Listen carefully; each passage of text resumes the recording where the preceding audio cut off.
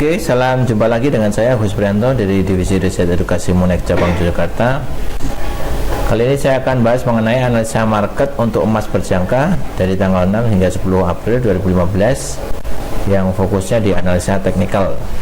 Baiklah, langsung saja kami akan bahas tentang perkembangan emas dunia.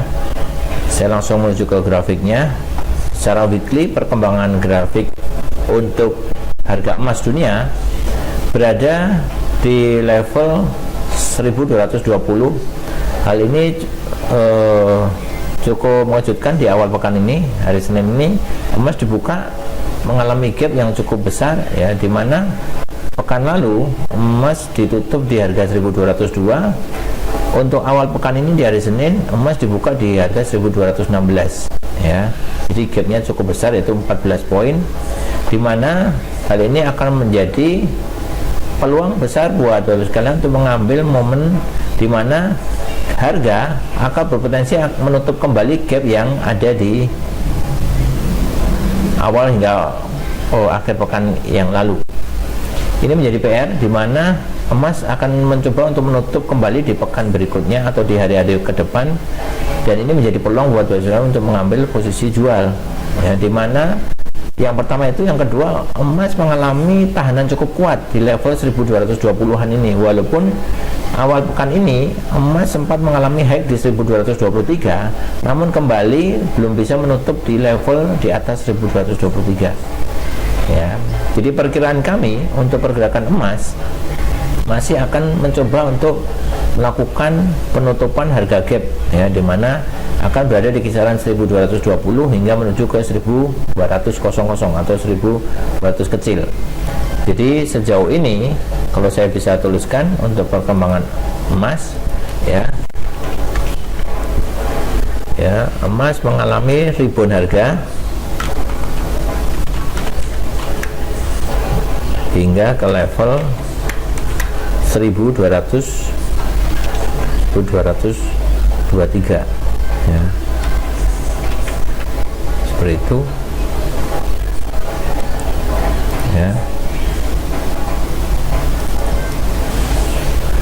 dimana peluang sell di harga tinggi masih terbuka, ya. Kalau saya tulis di sini, peluang sell untuk di harga tinggi, peluang sell di level 1220, ya, 1220, 1225, ya, cukup tinggi atau mengarah ke turun hingga ke level 1200.00. Jadi perkiraan kami, ya, emas akan kembali mengalami rebound, kemudian melanjutkan penurunan kembali hingga ke level ini untuk menutup gapnya, karena biasanya itu karakter dari pergerakan harga emas. Manakala ada gap biasanya akan tertutup.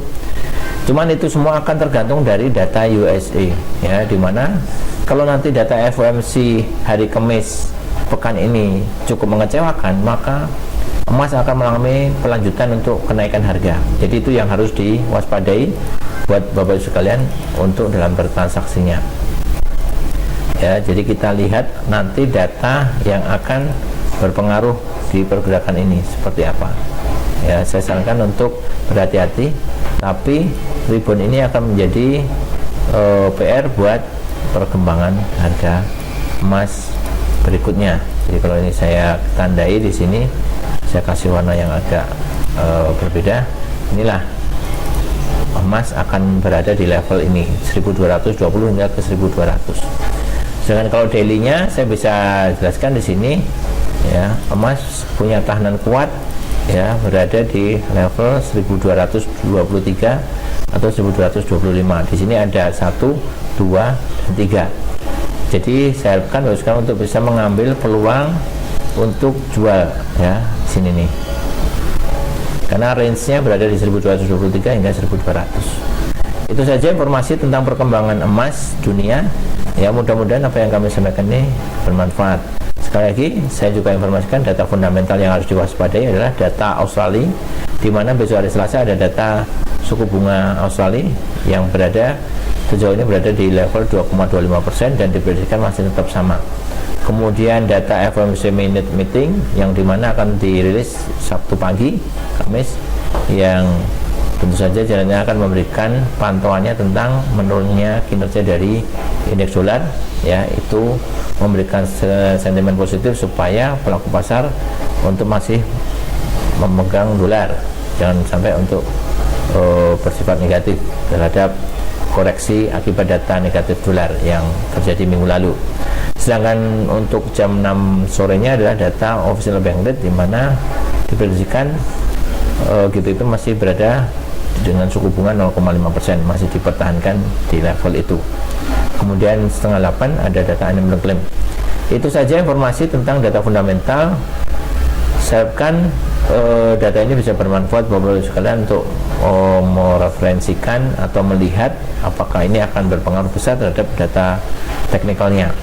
Jadi dalam trading intinya adalah selalu waspada dengan data fundamental, jangan terlalu overconfident, dan selalu tetapkan batasan stop loss supaya trading Bapak Ibu sekalian bisa berjalan dengan lancar dan aman.